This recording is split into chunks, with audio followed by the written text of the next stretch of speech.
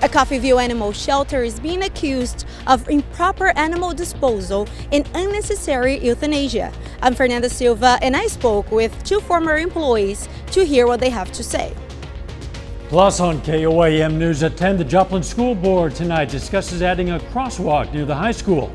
And LeBron James' son collapses from cardiac arrest. What some Southwest Missouri experts are doing to prepare for incidents like this. The 4 states' most watched news starts now.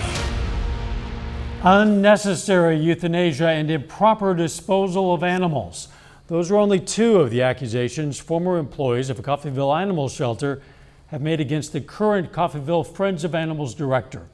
This is KOAM News at 10. I'm Dow Quick. KOAM's Fernanda Silva has the story. We want to warn you, some of the following images and descriptions might be disturbing for some people. The images are blurry because they might be disturbing for some people. It shows multiple dogs and at least one kitten decomposing inside an unplugged freezer. According to former employees of the Coffeyville Animal Shelter, the bodies were there for about 8 months. The incinerator being broke, she wouldn't even put them in the fridge. She would put them in the pasture outside, and they were just decomposing. Even when the incinerator was fixed, she didn't take them out of that freezer and put them in the incinerator. She just let them continue to rot. The person Chelsea is referring to is Oksana Watley, director of the Coffeyville Friends of Animals. Chelsea says that on a specific occasion, even though the shelter's incinerator was working, her former boss asked her to dump an euthanized dog. She said, "I think I might just have Cody, and could you help Cody? Take him to the river." And that's how she said it. She mumbled, mouthed the words, whispered it, and I just kind of stared at her and you did not just ask me that.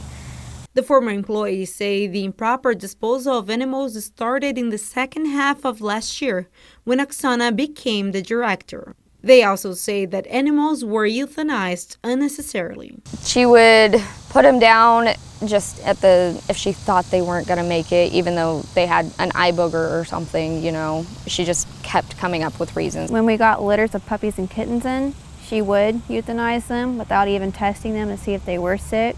They tried contacting board members of the shelter and the city of Coffeyville officials, but no action was taken. The former workers also say donations they needed, like food, colors, and toys, would be thrown away. We tried contacting the shelter via Facebook, email, and phone calls, but couldn't get a hold of them, even though the Facebook messages appear as read. A person at the shelter said they were told not to comment on the case. In Coffeyville, Fernanda Silva, KOAM News. Now, we reached out to the Kansas Department of Agriculture, which is responsible for licensing animal shelters in the state. They said they received complaints about the Coffeyville Friends of Animals and that the Animal Facility Inspection Program is following up after the established complaint process. We also tried reaching out to the city of Coffeyville, but we have not yet heard back from them. Belton County, Missouri authorities are searching for 2 robbers who assaulted an ATM technician and got away with a whole lot of cash. Surveillance images show the robbers who assaulted the technician at the Bank of America ATM on North Avenue in Belton around 10:30 this morning. Both are black males, one with a heavy build, one very thin. Police said they got around $200,000. They drove a newer model silver Jeep Compass with a stolen license plate on the rear. The ATM cash boxes were later discovered in a nearby apartment complex dumpster. For another look at these surveillance images, go to KOAMNewsNow.com.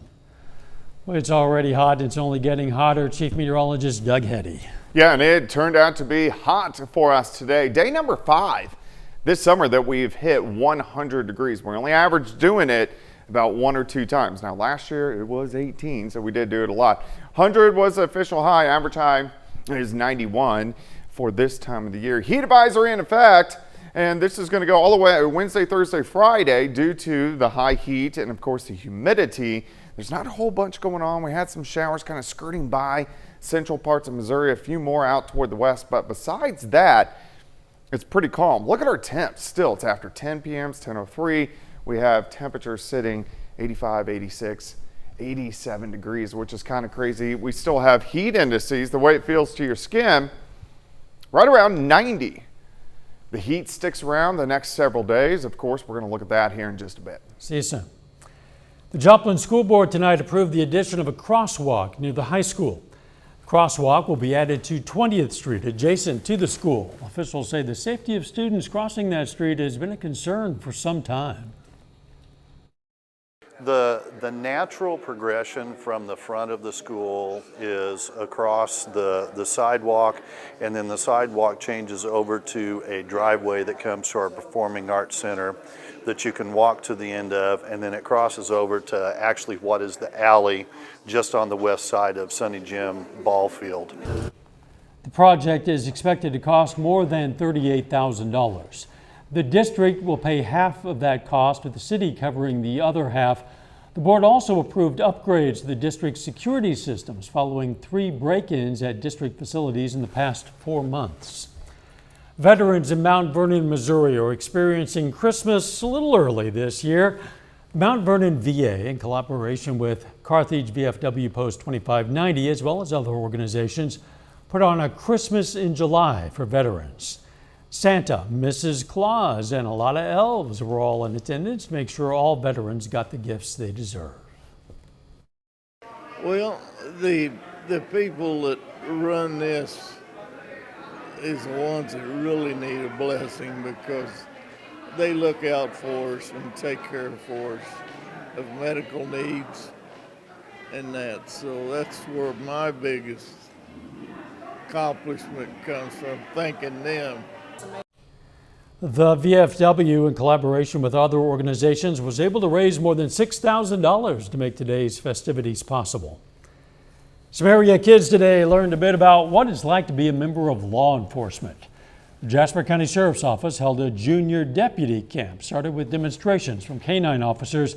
Then the junior deputies went to the shooting range and received lessons on responsible firearm use and gun safety. It's just to help kids to understand, what it is that law enforcement really does. Kind of give them a glimpse of some of the things that actually occur, and not just what they see on TV, but to get an idea. The day ended with demonstrations of the dangers of driving while impaired with the help of drunk goggles. They also learned how to perform field sobriety tests. Coming up, the latest on the looming UPS strike that could impact the U.S. economy, and what some Southwest Missouri doctors and athletic trainers are doing to prepare for sudden cardiac arrest incidents. That and more still ahead on KOAM News at 10. With a looming strike that could have caused a major disruption to the U.S. economy, UPS and its unionized workers announced they've reached a deal. The tentative agreement comes less than a week before the current contract was set to expire. The Teamsters, which represent 340,000 UPS workers, called the 5-year deal historic, saying it includes higher wages for both full-time and part-time workers and air conditioning in delivery trucks purchased after the new year. The union members still have to ratify that deal. A close call for NBA star LeBron James's family after his son LeBron Jr. was hospitalized after collapsing during practice with sudden cardiac arrest. Michael Hoffman reports on how Southwest Missouri doctors and athletic trainers prepare for these type of life-threatening emergencies.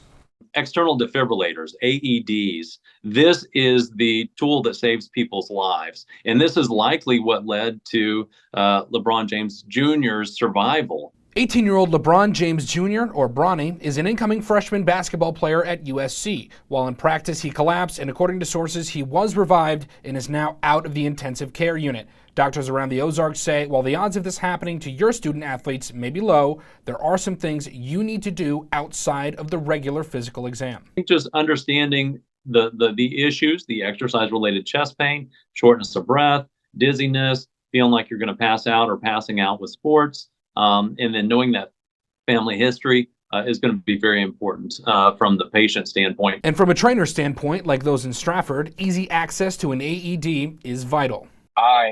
Personally, I carry an AED with me to every event I go. And we also go in our schooling as well as with our employment, we have to have CPR and AED training every 2 years. Moreland says he and the rest of the coaching staff are trained in CPR, first aid, and how to use an AED. That being said, he says the fight starts with understanding your medical history. Unless you've had those, medical tests or screens done, you'll have no idea, and then you find out after the fact, and that's why you have people like me at those high schools, is so that you have somebody that's trained that can get them the care that they need so that they can get to the hospital. Now, if you have any concerns about your own or your student athlete's heart health, consult your doctor or one that has an understanding of your family history about what the best course of action is. A little later, the Joplin Outlaws postseason on the line. Highlights from their playoff matchup against the Jefferson City Renegades. Plus, if you loved the Heat today, you're going to love tomorrow. We're going to look at that coming up.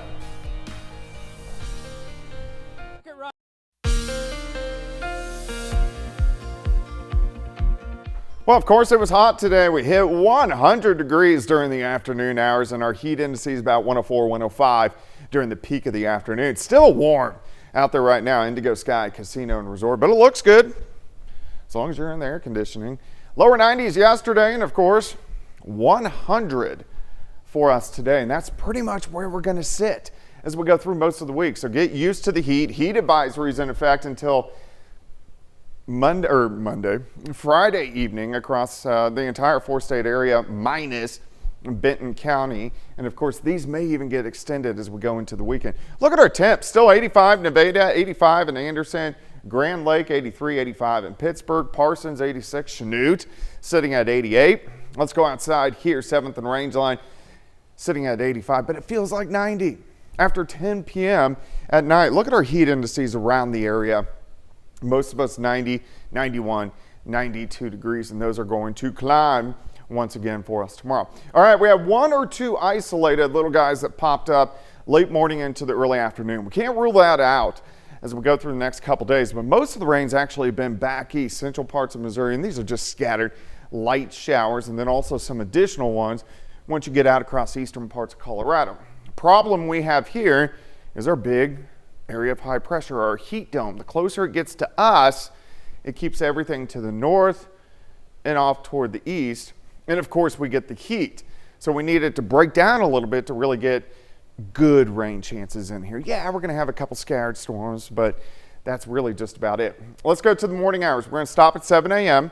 near 80. We are going to have some decent clouds through the morning hours. But watch this, 11:30, some isolated thunderstorms trying to pop up. Very similar to what we did see today, and a few isolated guys into the afternoon, but by 2:30 near 100, most of us 100, 101, 102 in Pittsburgh, 101 in Chanute, 97 in Miami, 98 in Neosho. Tomorrow night, we only drop back right around 80 once again. Then Thursday, pretty much a carbon copy. We do it again.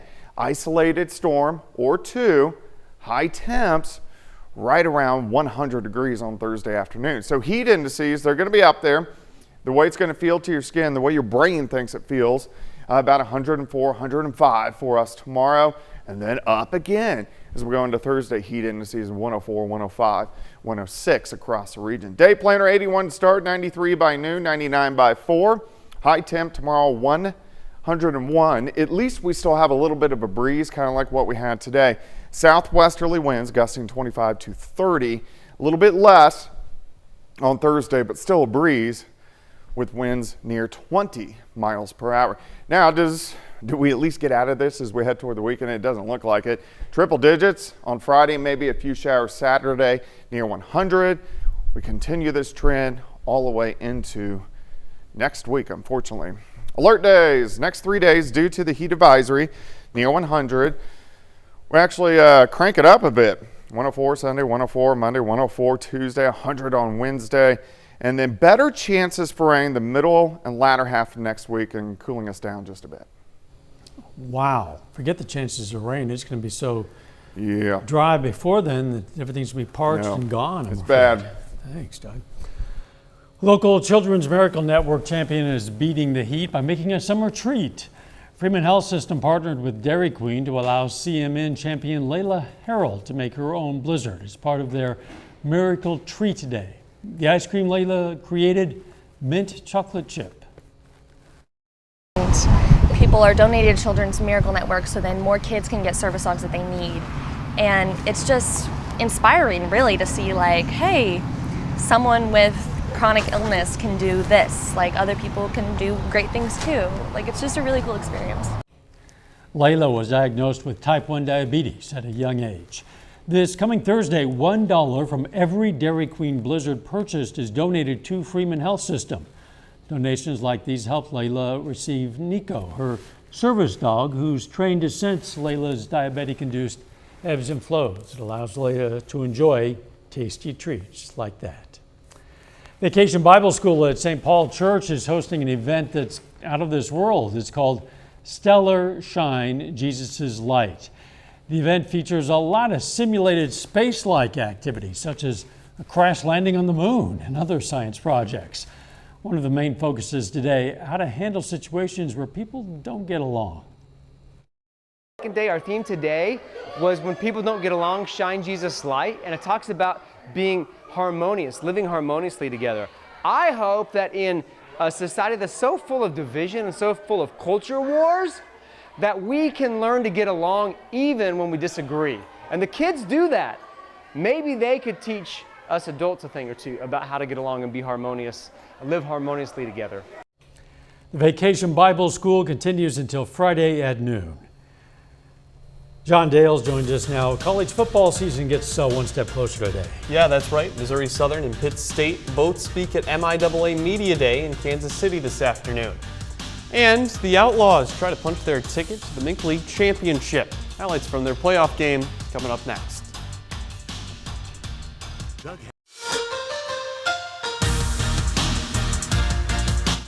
The MIAA Football Media Day took place today in Kansas City, and it's the first chance in a long while that we've gotten to hear from Pitt State and Missouri Southern's football programs. And to start with the Gorillas, well, they're stressing their 2023 motto of all forward. If you've ever been whitewater rafting, and like any good father would, you take your kids whitewater rafting when you take a trip back to Montana, and the captain in the back that's leading that boat when you're about to go through really rough waters is all forward, and everybody rowing the boat at the same time. And so I think regardless of where we are, regardless of a preseason ranking, regardless how the season ended, I think you have the opportunity to come together and we're all moving forward in the same direction. And for people like safety Mike Lacey, 2023 is also about enjoying one last go-around as a Gorilla football player. Coming from a bigger city and, feeling that atmosphere, and then coming to a smaller town when, the emphasis is football and how the town goes, how the football, goes. It's a different feeling, man. But the best part about it is that town is really family, and they support you in everything you do. And meanwhile, Missouri Southern is emphasizing continual progress in year 3 under head coach Atiba Bradley. When I took the job here, the mentality in the locker room, the winning mentality was a minority.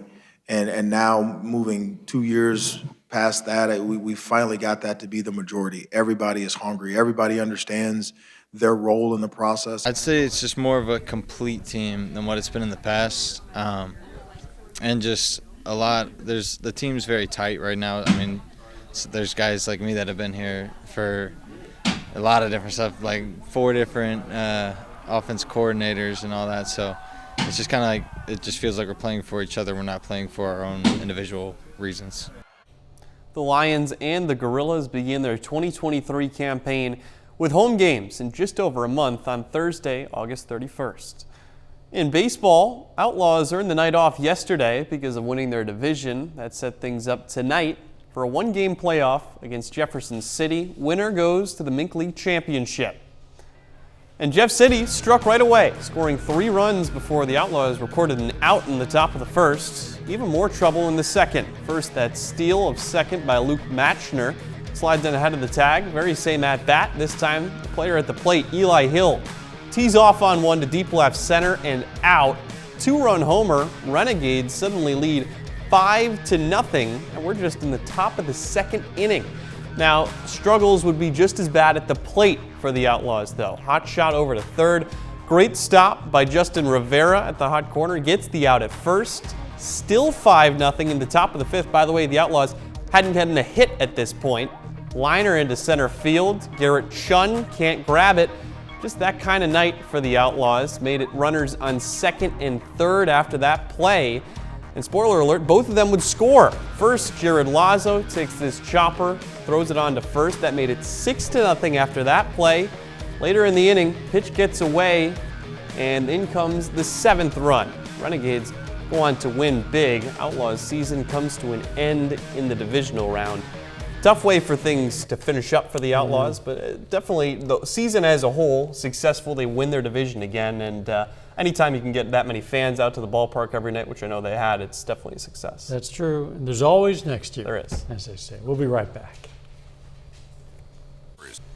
I wish I could tell you that the heat wave is almost over, but that just wouldn't be true. We have a lot more days like this ahead, and worse. This is day one. Yeah. Well, I know, but it's been relatively hot. It has. It's always But now, hot. you know, we're pushing triple digits and beyond. So, yeah, we're going to hang out right around 100 over the next really week. I'm making the next 3 days alert days because we have heat advisories in effect. Final sports notes. One of the big takeaways from MIAA Media Day is Pitt State, the team to beat in the MIAA this year. They are the number one preseason pick in the media and the coaches poll. Pitt State fans are hoping they can live up to that pick. Yeah. Thanks for joining us. Morning Show, 5 a.m. Let's make it a great tomorrow.